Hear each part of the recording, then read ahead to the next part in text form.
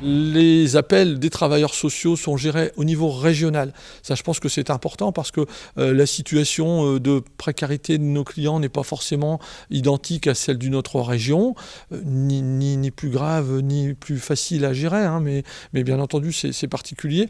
Et comme ce sont les départements ou certaines métropoles, ce qui est le cas sur Lille, avec la métropole européenne de Lille, et le département du Nord, comme ce sont les départements qui ont la compétence d'aide sociale à l'énergie, chaque département a un règlement intérieur différent. Donc nos conseillers sont formés et connaissent parfaitement ces règlements intérieurs qui en gros donnent les modalités d'obtention d'aide pour les clients en difficulté et tous ces critères-là. Le rôle du pôle solidarité, c'est surtout d'être l'interlocuteur pour le compte d'EDF des travailleurs sociaux. En théorie, on a très peu de contact avec le client direct. Ce sont les assistantes sociales, des professionnels des communes, par exemple, des CCAS des communes, ou d'organismes comme les associations caritatives.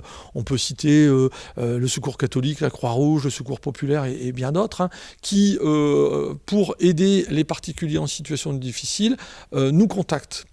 On va pouvoir ensuite, avec ces travailleurs sociaux qui, eux, ont une vision globale de la situation du client, tant au niveau de son logement que de ses difficultés en énergie ou sur d'autres domaines, vont nous présenter la situation et travailler avec nous à une solution. La solidarité à EDF, c'est une vieille histoire, j'ai envie de dire, hein, c'est une tradition de l'entreprise, puisque ça fait plus de 30 ans que EDF agit pour le compte des clients en difficulté.